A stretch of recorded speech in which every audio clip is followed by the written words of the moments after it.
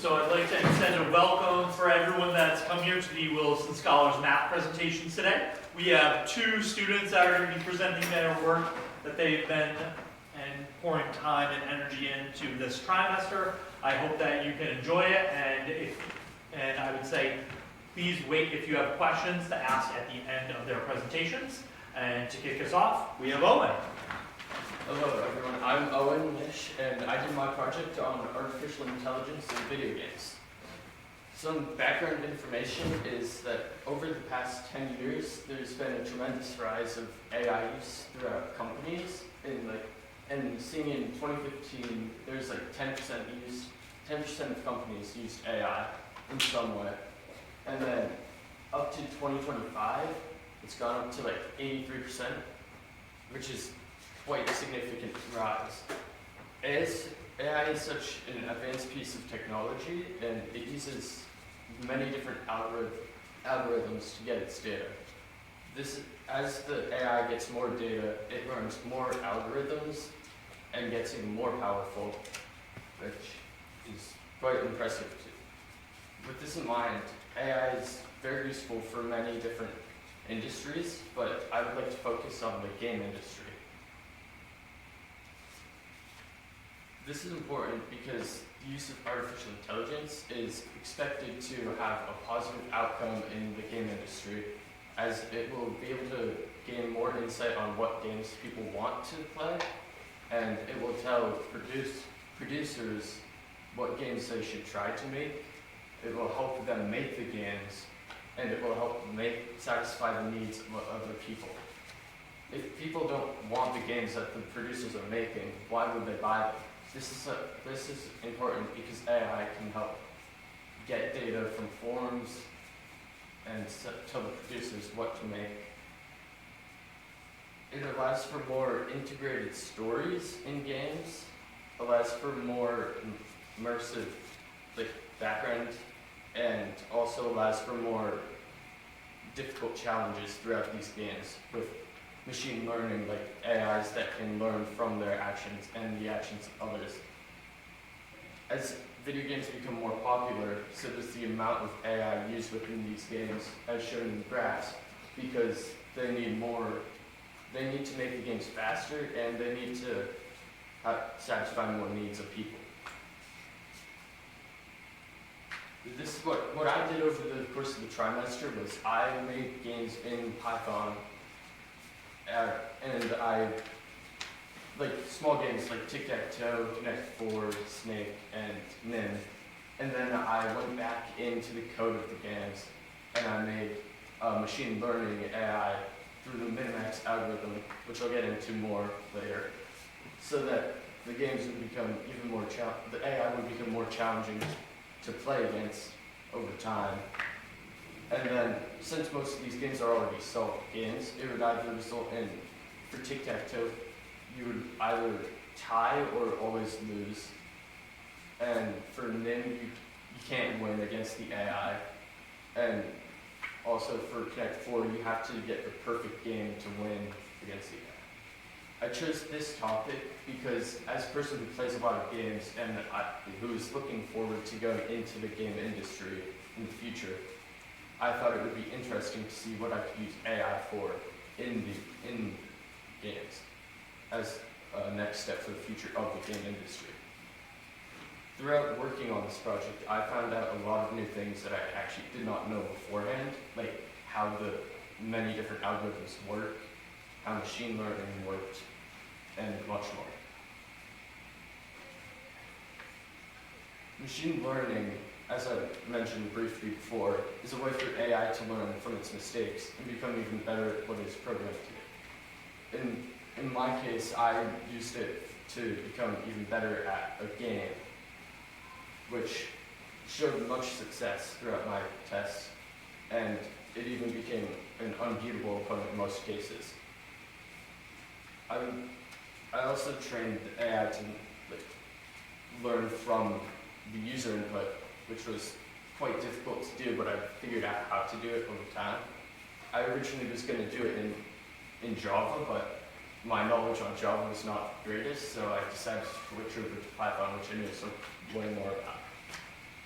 Machine learning is made up of a lot of different things shown in the image above. It's made from unsupervised learning, reinforcement learning, and supervised learning. As for this is an example of a type of the min-max algorithm in my game Connect 4 that is what allowed it to see like the whole board, update itself, and tell the AI what it could and could not do throughout the game. The first segment of code is like essentially allowing it to see the board and see what, and then the second and third sections are what allows it to see what moves are valid and what moves are invalid, effectively returning the board with its input. This segment of code is also tied to a reward-based system, which it gives the AI a purpose to do what it's supposed to do. This is crucial because if it did not have a reason to do this stuff, why would it even try to do it? And then this brings me to my next point, my next slide, which is the reward system. The min-max algorithm functions off of a thing called the reward system, which is what gives it a purpose, as I said before. The reward system also, this is an example of the reward system from my game, from my coding of tic-tac-toe, which, as you can see, if the AI wins, which is player X, the AI gets a reward point of 1. If the player wins, then it loses 1 point.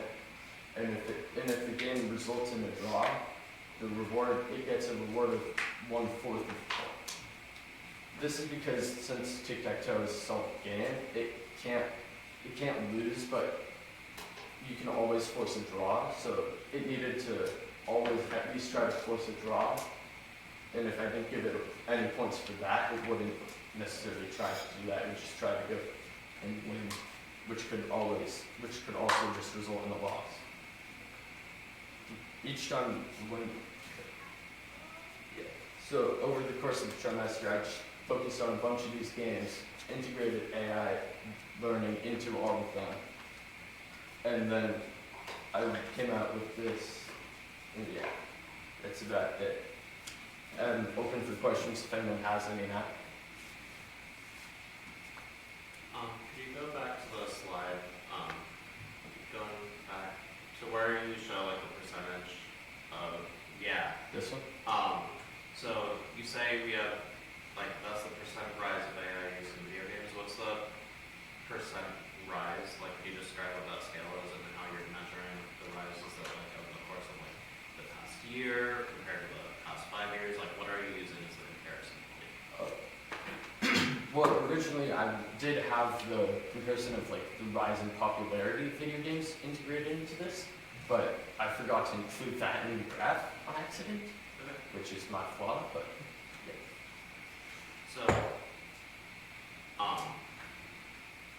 So would that lead to a rise of AI use in video games if it's just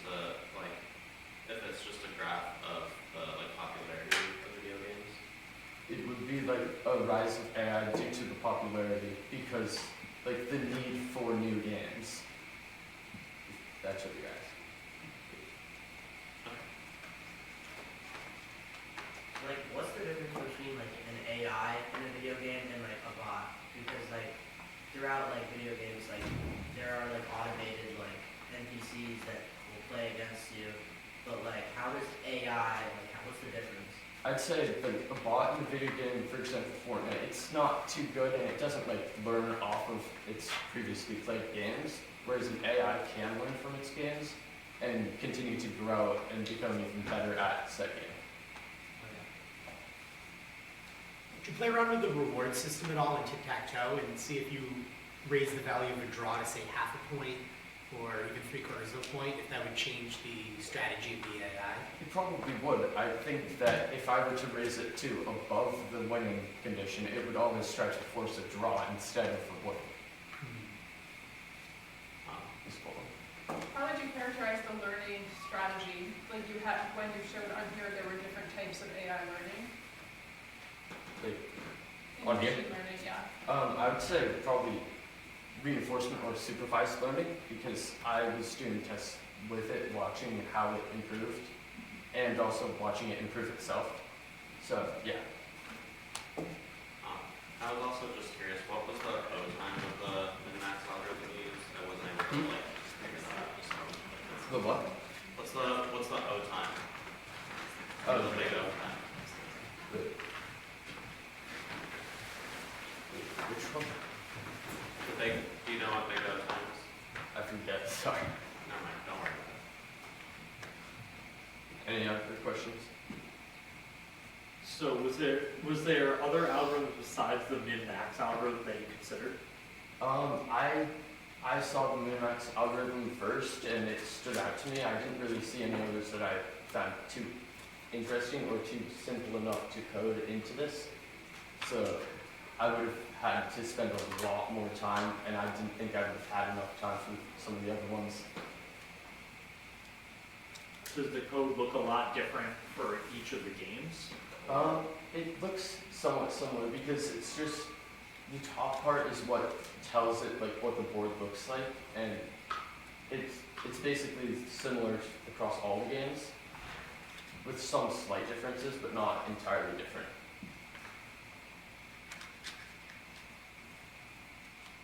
What software did you use? I use Python, or PyCharm for my Python coding. And are there methods built into PyCharm that help, that you're sort of drawing from to do some of the aspects of this algorithm? There were a few. There was like a basic minimax algorithm that I used to help me code it, but I did not use that entirely. And then there was some other stuff like the math stuff and like, just a bunch of libraries in PyCharm that I used. So most of these games, like you talked about, are solved problems. Yes. Would you be able to apply the same min-max algorithm and the same approach to AI that you used to a game that was not a solved game? I do not think I would be able to use the same exact type of AI minimax algorithm. I would have to find something a bit different because these ones rely on how to like solve games are easier to depend on because they already have a win solution, which gives which makes it an easier time to code it to try it.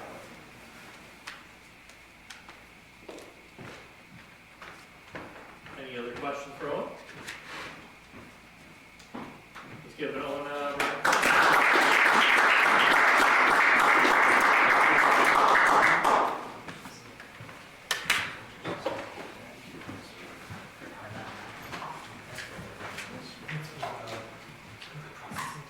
Yeah, it's like the operations. Yeah, so I would not track that up. I would,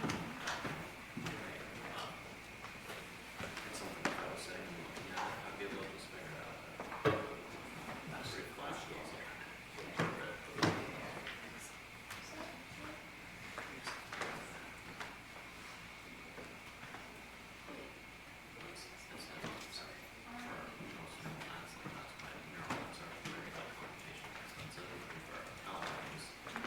Basically just like a bajillion nodes slapped on top of each other. That's why they're like so crazy. Exactly. And they have to run through that process for like basically each word that comes up for like something that's generative. Just try to explain it to like this because they're like, oh, computers use energy. Yeah, but it's not the same. Like not even the same ballpark. Right.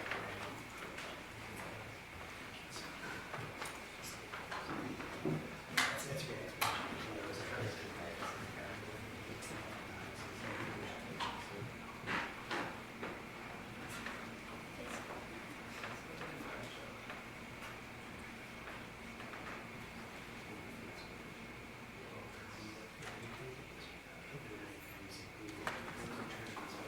Yeah, I switched to DuckDuckGo just now because like you're able to, yeah, you're able to just like turn on all that nonsense. That's nice. There's probably somewhere I tried to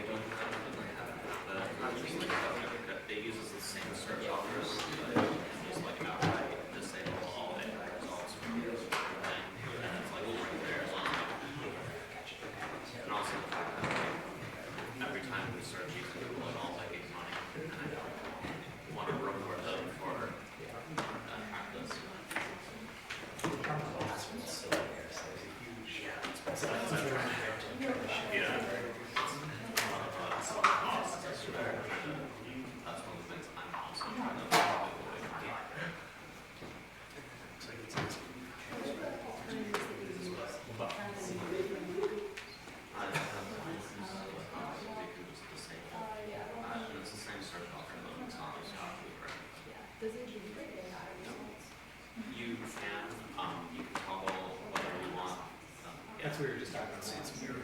Sorry. I'm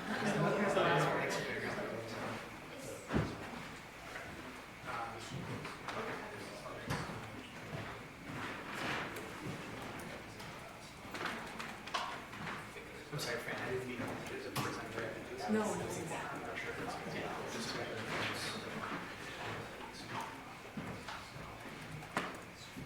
So it's infuriating when I search something, I'm just using Safari and then all of a sudden, I don't want that, like, yeah, 'cause Safari has like baseline, but set search engine is usually Google. So like, it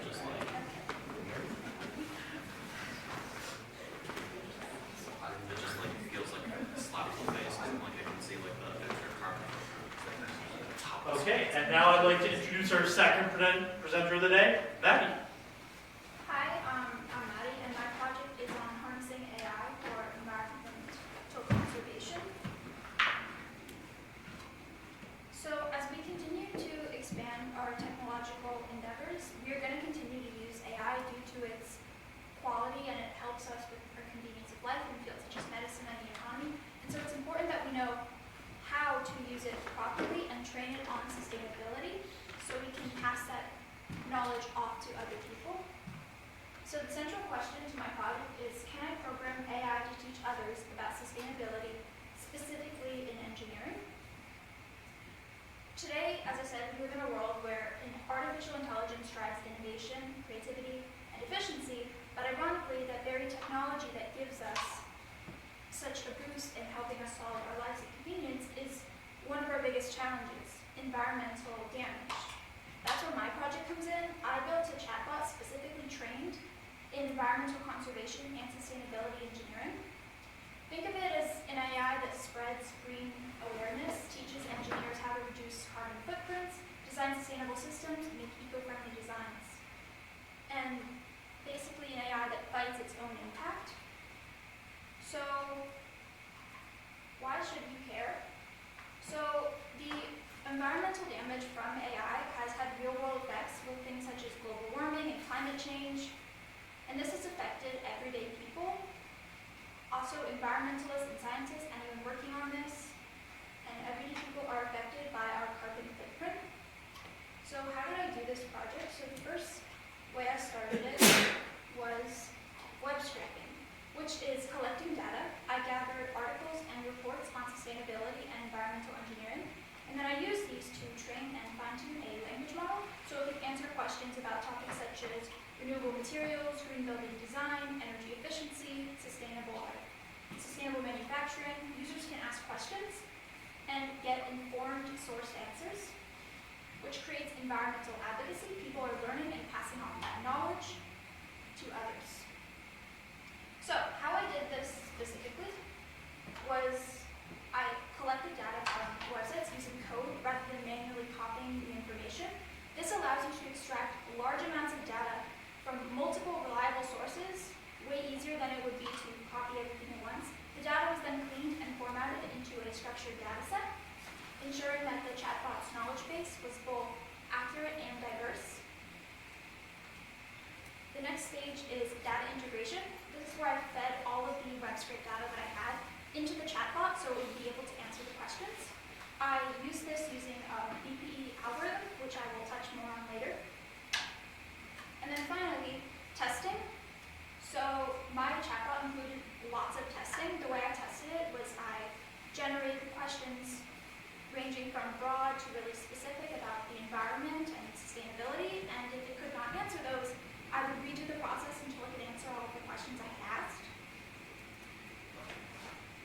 So my purpose is, I'm hoping that by integrating environmental conservation data into AI systems, we can use it to improve sustainability, educate others, and develop ideas that will help counteract AI's own ecological footprint.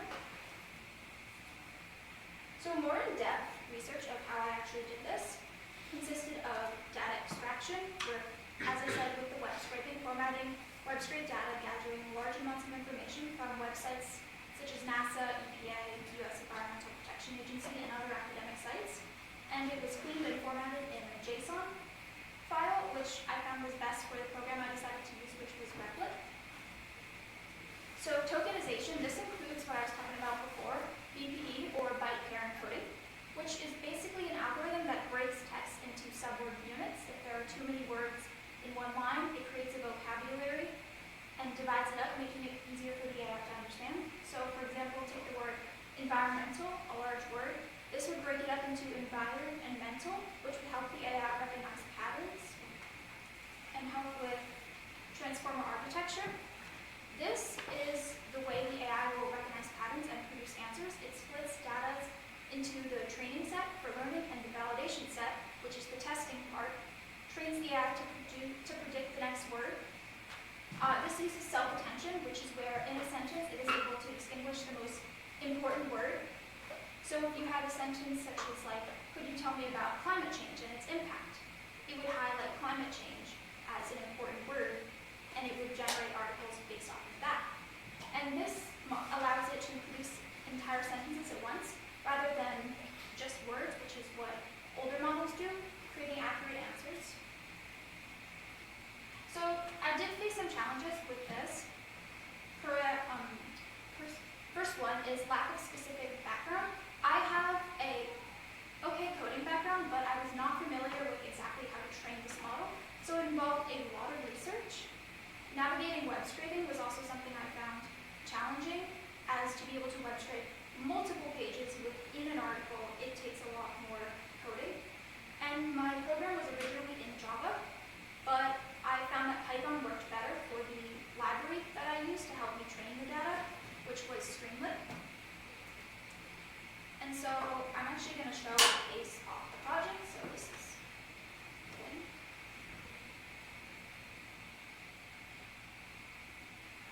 So my project is called LeafNet, which is a play on words between like tree and environmental, and net is in networks, sharing that idea with others.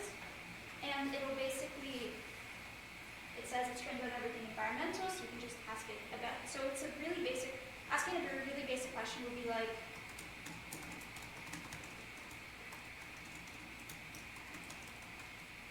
and it does take a minute or so to load. But I chose to do this project on Replit because I found that it had a lot of libraries that were really helpful to me in Python, where I could use other people's libraries and help interpret my own to help me train this model.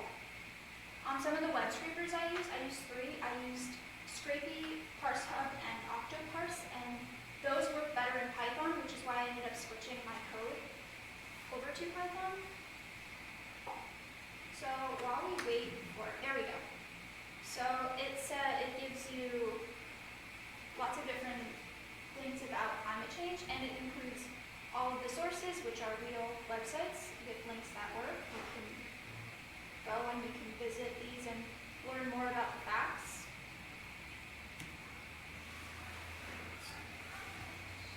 So in conclusion, I want to utilize AI to share knowledge about environmental conservation, thereby mitigating its impact and inspiring action for a sustainable future. Thank you.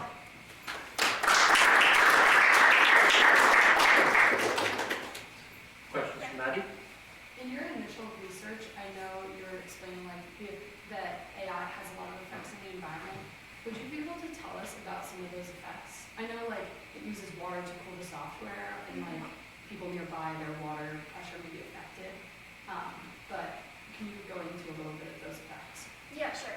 So when you ask an AI a question, it brings that question to the larger base wherever it's produced, which is often in a warehouse with servers, and those servers get really hot really easily, and so they need constant cooling, which is where the use of water comes in. So we end up using a lot of water to cool those systems, so it can answer pretty much any question. So my goal is if we train it on the environment, we can hopefully be more conservative with using it and hopefully develop sustainable systems in the future.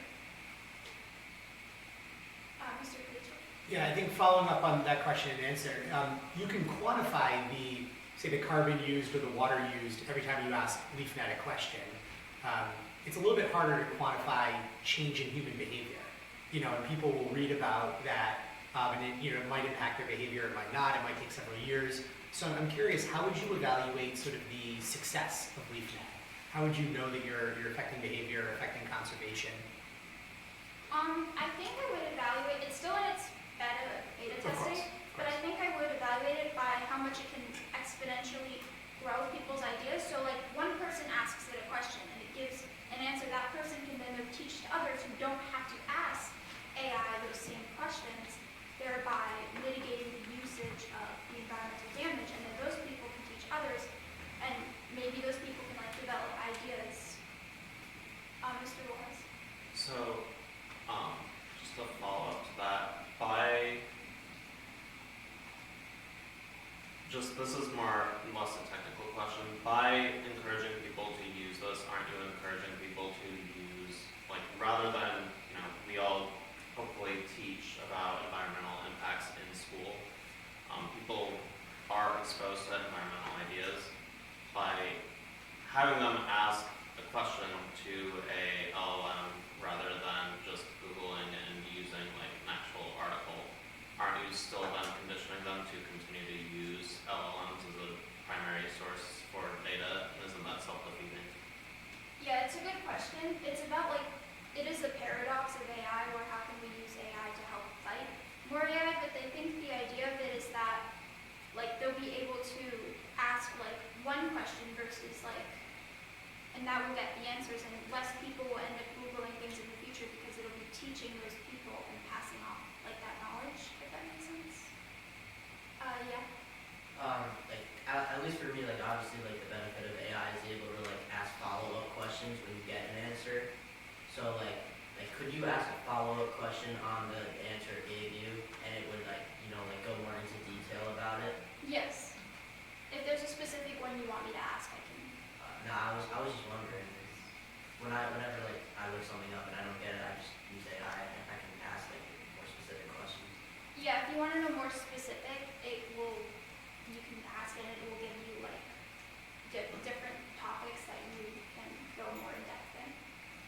Ms. Cullen? I'm curious what, if you built your chatbot based on sort of a base chatbot model that you found in Replit? I used, there was a base in a library, I believe, called Dippler on Streamlit. They had a base model thing where I was able to input words for pattern recognition, and so that's what I did, but Streamlit was available in Replit, so that is the reason I chose Replit. And a follow-up is, do you find that LeafNet is very different from the answers you would get from another chatbot like ChatGPT or Gemini or something? Have you tested the difference between the answers you're getting?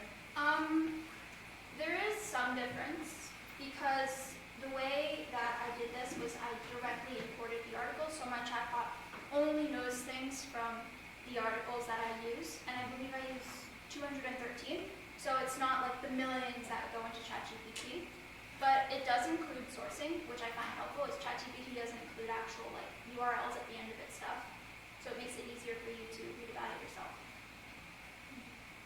Mr. Preacher. I think as a follow-up to that, so you imported 213 articles, and I think the words you used were reliable sources and diverse sources. Ultimately, you decided which ones to incorporate, it sounds like.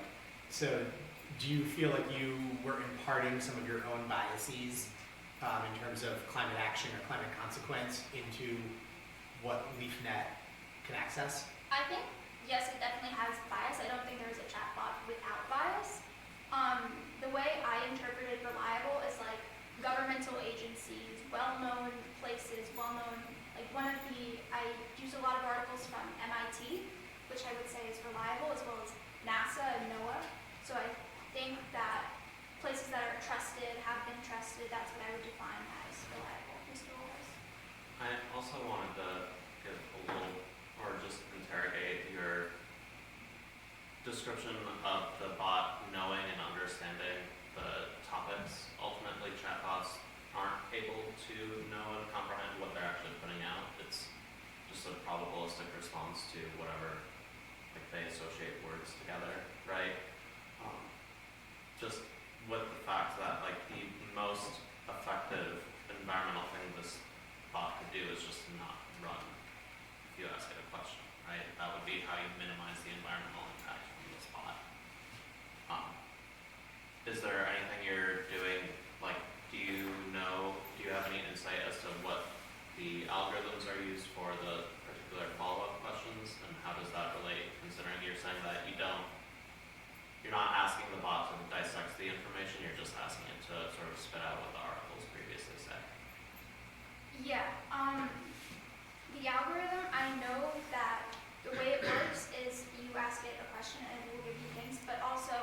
it'll give you like more specific. So if you were to ask it a general question, it would get you to get more specific by listing like a bunch of different like subfields in that.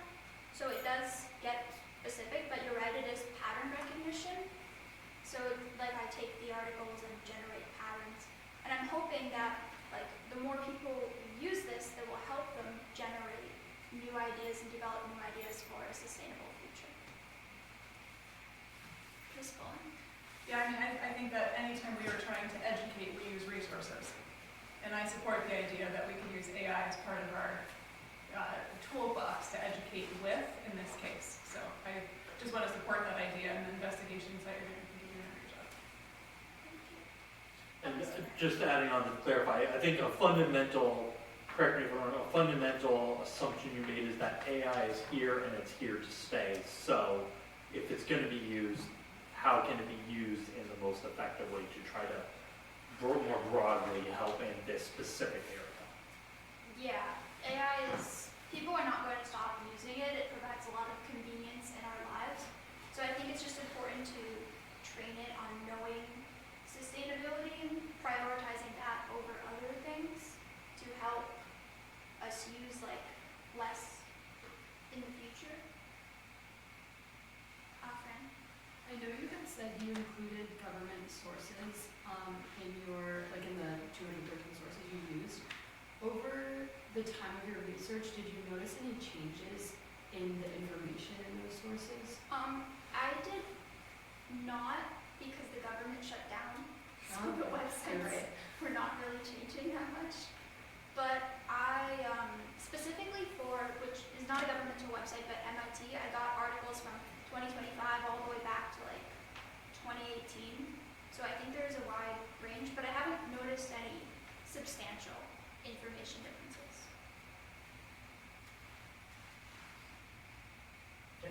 Let's give Maddie another round of applause. I'd like to thank you all for coming to the Scholars Math presentation today, and have a great rest of your Wednesday.